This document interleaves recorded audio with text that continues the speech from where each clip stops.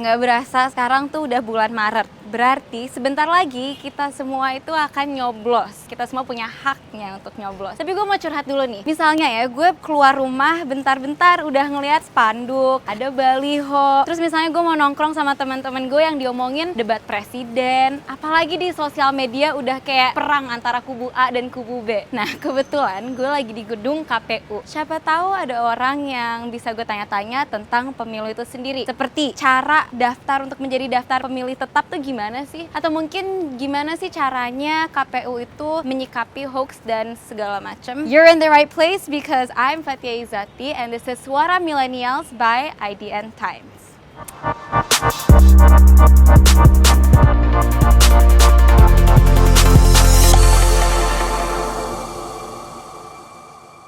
Halo semuanya, selamat datang di Suara Millennials bersama saya Fathia Izati di IDN Times. Sekarang saya lagi ada di gedung KPU Pusat. Pertama kali nih ada di sini. Dan sekarang di samping saya ada ketua KPU sendiri yaitu Pak Arief Budiman.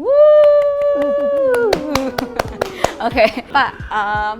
Saya baru dikasih tahu nih, ternyata 2 Maret kemarin Bapak baru ulang tahun. Oh iya. Berarti Pisces, ya kan? Berarti Pisces sensitif ya. Selamat ulang tahun, Pak. Makasih Mbak Fathia. Selamat ulang tahun dan kita di sini udah ada kejutan untuk Bapak. Wow. Jadi, yeay. Selamat ulang tahun. Lagunya gimana sih? Wow.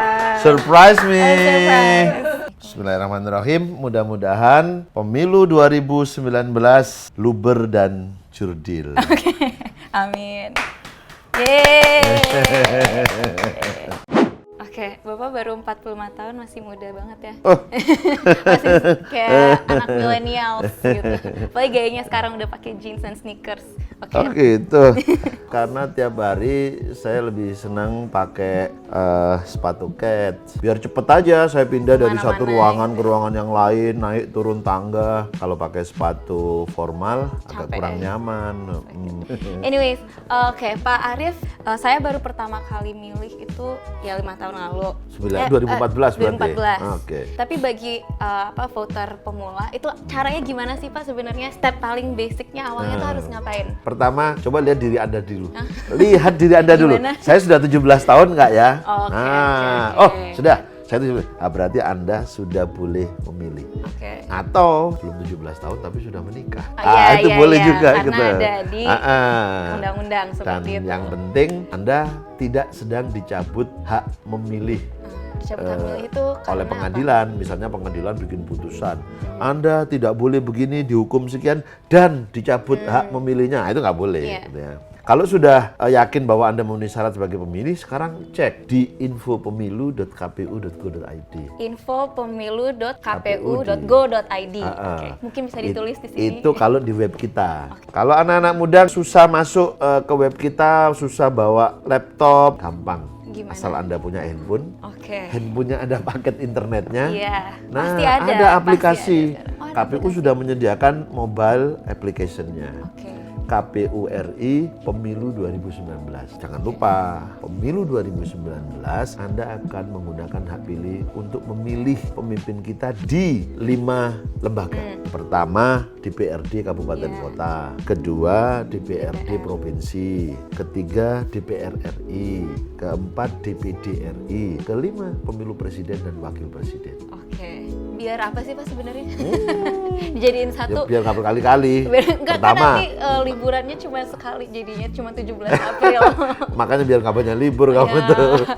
Kalau dulu 2 kali, kadang-kadang ada yang bosen. Habis pemilu lagi. Makanya dijadikan satu. Yang kedua, kalau Biar jadi efektif satu juga. bisa murah pembiayaannya. Ya. Yang ketiga, ya itu efektif and efisien. Oke. Jadi gini Pak, kan sekarang pasti Bapak lagi sibuk banget. Udah sibuk mungkin dari kayak tahun lalu, akhir-akhir tahun lalu gitu ya, ngurusin semuanya. Tapi Bapak suka dapat ancaman nggak?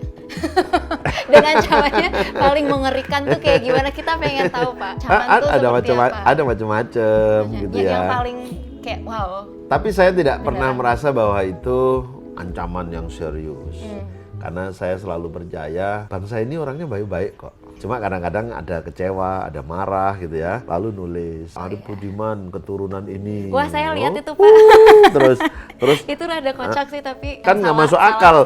Terus semua teman saya ketawa-ketawa semua. Terus ada lagi Arif Budiman, kalau kamu curang nanti kamu masuk neraka. Ini saya nggak tahu ini ancaman atau pingin guyon sama saya gitu. Kan yang memutuskan masuk neraka atau masuk surga kan bukan dia gitu. Terus banyak kali hati-hati di jalan gitu. Twitter, Facebook, menyebar di mana-mana. Iya, ada yang langsung lewat WA ada. Tapi nggak pernah ada yang face to face gitu kan? Face to face ada. Oh iya. Iya, kalau berani ketemu gitu, Pak? berani, dan saya berani juga ngadepi. Bagus. Saya hadepi. Habis itu kita salaman, peluk-pelukan gitu. Jangan ngancam saya. Yuk kita bikin yang baik bareng-bareng untuk bangsa dan negara. Oke, tadi kita udah selesai di segmen pertama. Sekarang kita mau masuk ke segmen kedua. Di sini bisa dari hari Senin sampai Minggu ya? Di sini hari Senin sampai Minggu dan dari pagi sampai tengah malam lagi gitu. Kalau Anda sering lihat iklan 7/24, 7 hari 24 jam. Tapi masih sempet nggak ketemu keluarga? Kalau nggak sempet, keluarga yang saya ajak ke sini. Oh, datang ke sini. Oke. Sekarang saya mau nanya, Pak, udah seberapa jauh proses pemilu 2019? Orang sering bertanya, pemilunya udah siap nggak sih diselenggarakan? Ada beberapa ukuran yang bisa digunakan untuk mengecek pemilunya udah siap atau belum. Pertama, kalau mau menyelenggarakan pemilu harus ada regulasinya. Peraturan-peraturan KPU untuk setiap tahapan sudah beres nggak? Sudah beres semua. Oke, berarti satu faktor terpenuhi. Kedua, kalau mau bikin pemilu itu harus ada peserta pemilunya. Partai politik, DPD, presiden, wakil presiden, udah. Oke, yang kedua siap. Yang ketiga, itu ada penyelenggaranya. Kita lihat KPU RI 7 orang sudah terpilih. KPU provinsi 34 provinsi sudah terpilih. KPU kabupaten kota 514 kabupaten kota ada KPU-nya semua. Kemudian PPK-nya udah ada semua. PPS-nya udah ada semua. KPPS-nya sekarang sedang dalam proses rekrutmen. Berarti sampai dengan tingkat desa atau kelurahan udah siap semua. Tinggal tingkat TPS yang belum siap. Nanti kalau sudah siap semua, berarti untuk penyelenggara sudah siap. Nanti perlu dicek lagi. Kalau ada yang sakit, meninggal dunia, nggak segera diganti, nggak siap kita. Oke. Lalu karena ada pemilihnya, kita sudah menetapkan 192 juta lebih pemilih untuk pemilu untuk di dalam negeri dan di luar negeri. Terus yang terakhir nih logistiknya. Kotak bilik, tinta, itu sudah selesai dikirimkan ke kabupaten kota 100%. Surat suara dan formulir ya mungkin sekitar 90%-nya. Distribusi mungkin 80% sudah didistribusikan. Ada kesulitan nggak Pak dalam mendistribusikan? Apalagi kalau ke pelosok-pelosok daerah? Iya, tantangannya banyak. Bulan ini adalah bulan banyak terjadi cuaca ekstrim. Tiba-tiba ombak besar, tiba-tiba hujan, banjir datang, gitu ya. Itu tantangan kita. Sudah dikirim, disimpan, ternyata kena banjir, rusak. Kan misalnya nih Pak, kan udah tahu bakal ya cuacanya bakal ekstrim, ada banjir dan segala macam. Kenapa dari awalnya udah dipikirin kenapa nggak pakai bahan lain misalnya yang kedap air? Udah kita hitung semua itu. Kita dulu pakai bahan aluminium.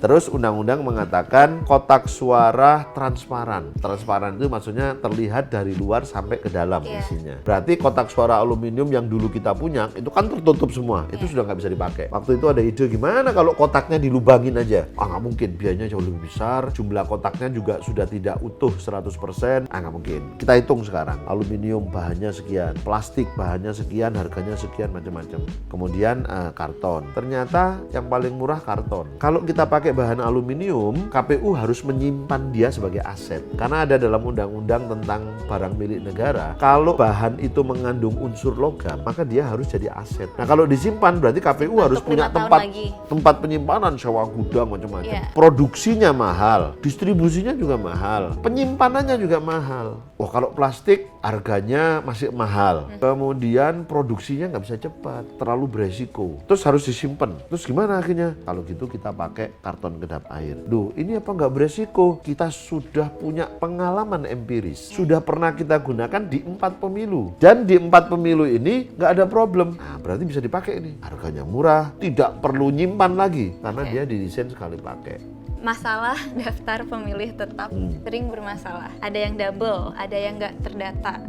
Kenapa demikian dan cara KPU untuk membereskan masalah itu? Pemutakhiran data pemilih itu menjadi core bisnisnya KPU, menjadi urusan pentingnya KPU. Membuat data pemilih yang akurat terus update 100% tentu bukan hal yang mudah dan rasa-rasanya tidak mungkin. Kenapa? Karena orang berpindah setiap saat. Orang meninggal dunia bisa terjadi setiap saat. Jadi data itu pasti akan terjadi perubahan setiap saat, bukan hanya minggu depan berubah, enggak, setiap saat. Sekarang pemilu 2019 menurut saya datanya jauh lebih baik dibanding pemilu-pemilu sebelumnya. Mengapa? Karena sekarang sudah ada KTP elektronik, Single Identification Number. Jadi penelusuran dengan menggunakan KTP elektronik itu membuat jauh lebih mudah mengidentifikasi kalau terjadi kegandaan. Bukan hanya karena nomor, dalam hal tertentu kalau kita mau ngecek bisa kita cek berdasarkan sidik jari dan iris mata. Sistem itu dibangun oleh Kementerian Dalam Negeri, menurut saya sistemnya bagus.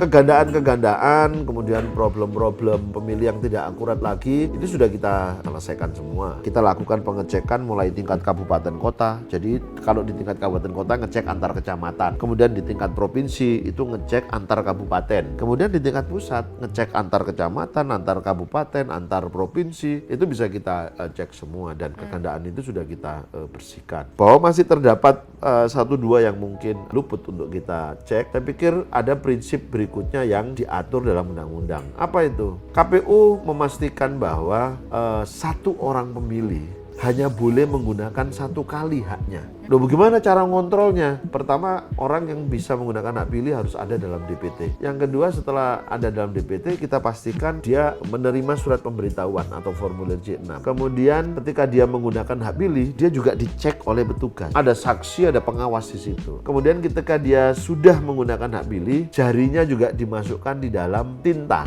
Maka itu alat kontrol kita untuk memastikan bahwa seseorang hanya satu kali menggunakan hak pilihnya. Saya ingin ingatkan, dalam undang-undang ada pidananya. Kalau Anda melakukan hal yang curang dalam pemilu, pidana itu bisa akan dikenakan pada siapapun.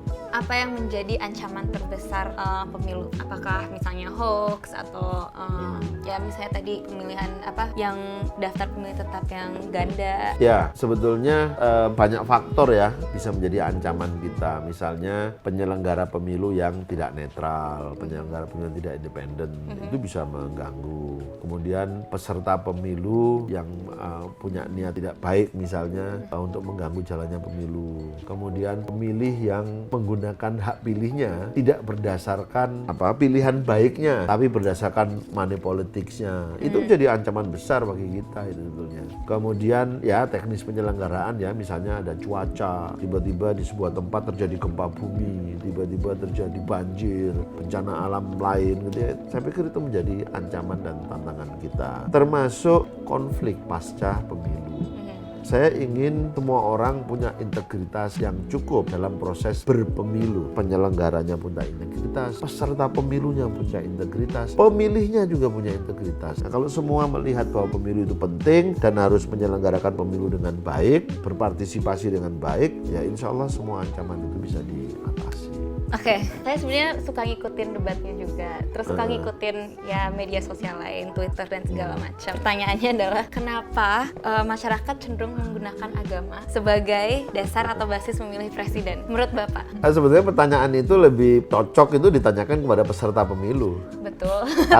Kalau penyelenggara pemilu kan dia ngurusin teknis-teknis penyelenggaraannya aja, tapi strategi untuk memenangkan kompetisi itu kan ada di peserta pemilu ya. Tapi memang saya melihat ada kultur yang mulai bergeser. Dulu ketika saya masih kecil, kemudian remaja, masih mahasiswa, diskusi tentang agama itu dilakukan di masjid-masjid, di ruang kajian-kajian, di kampus-kampus. Sekarang agama itu menjadi bukan hanya bahan diskusi yang begitu terbuka, begitu luas, tapi dia juga jadi bahan atau alat untuk memenangkan kompetisi gitu loh. Sebetulnya kan ini kan harusnya ya agama itu bisa dijadikan cara, jalan, metode untuk mencari dan menemukan hal-hal baik. Tapi ini malah sekarang dijadikan alat untuk memenangkan kompetisi yang kadang-kadang dilakukan dengan cara-cara yang tidak baik. Ya. Saya berharap peserta pemilu bisa menjaga, ya, menghindari hal-hal tidak baik, menggunakan cara yang tidak baik untuk memenangkan kompetisi. KPU sering mengingatkan yang pertama, jangan gunakan money politik. Kemudian yang kedua, jangan sebar fitnah, jangan sebar hoax. Yang ketiga, jangan gunakan isu-isu sara. Jadi itu nanti bisa punya potensi memecah belah kita kalau digunakan dengan cara yang tidak baik itu. Kita udah selesai dari segmen 2, sekarang kita masuk segmen 3, yaitu pertanyaan dari netizen. Saya ada beberapa ada yang nanya ke kita. Pertanyaan pertama, banyak KPU daerah yang sudah melaporkan surat suara rusak. Contohnya di Lamongan ada 500 kertas suara rusak. Kapan proses penggantian surat suaranya? Ada berapa laporan jumlah surat suara rusak untuk seluruh Indonesia? Kalau angka pastinya saya tentu tidak hafal ya, karena se-Indonesia. Tetapi setiap kerusakan logistik pemilu akan diganti oleh KPU. Dan KPU memastikan bahwa 1 hari sebelum hari pemungutan suara, logistik sudah tiba di TPS. Pak Arief, soal pernyataan dilegitimasi yang dikatakan oleh Pak Amin Rais, tanggapannya gimana? Kayaknya gitu deh maksud pertanyaannya. Oh, ini pertanyaan sulit ini. Dari netizen biasanya suka sulit, Pak. Kalau spesifik tadi pertanyaannya apakah yang dilakukan oleh Pak Amin itu mendelegitimasi KPU, belum juga sih, tidak juga, karena kan mereka datang ke sini menyampaikan pertanyaan beberapa hal gitu ya. Kemarin kan sempat datang ya rombongan ulama. Saya pikir mereka menyampaikan aspirasi pada kita gitu ya. Mereka mengingatkan KPU jangan curang, karena kalau curang nanti masyarakat akan melawan KPU. Saya yakinkan kepada semua pihak ya, bahwa sampai dengan hari ini jangankan berlaku curang, mikir curang saja saya nggak sempat gitu loh. Lo mikir curang saja saya nggak sempat kok saya dituduh curang. Sekarang masih mikirin biar semuanya bisa berjalan Iya, dengan baik mikirnya dan ini benar. pokoknya bagaimana ini semua jalan baik. Pertanyaan lagi, KPU di Kabupaten Bandung, Bali menyebutkan baru menerima surat suara DPD RI dan Pilpres. Sementara surat suara DPRD Kabupaten Kota Provinsi dan Republik Indonesia masih menunggu percetakan dan tidak tahu kapan pastinya dicetak. Apakah itu benar? Apakah itu benar dan Enggak, apa semua sudah ada jadwalnya. Oke. Semua sudah ada jadwalnya. Kalau Anda tanya ke KPU DKI sekarang, mereka sudah terima surat suara nggak? Kemungkinan belum. Loh, berarti nggak jelas dong kapan diproduksi dan dikirimnya. Sebetulnya semua sudah ada time schedule-nya. Berapa produksi surat suara, dikirimkan kemana, kapan. Itu sudah ada semua. Kalau mereka belum terima surat suara, Ya, itu memang tenang karena saja. belum Karena kita kirimkan dulu ke Papua, ke Kalimantan, ke kepulauan-kepulauan Maluku, Anambas. Pulau-pulau itu kita kirim dulu, pegunungan-pegunungan itu kita kirim dulu. Jadi nggak usah gelisah. Oke, selanjutnya kita tadi udah selesai segmen 3, kita akan main games. Yeay.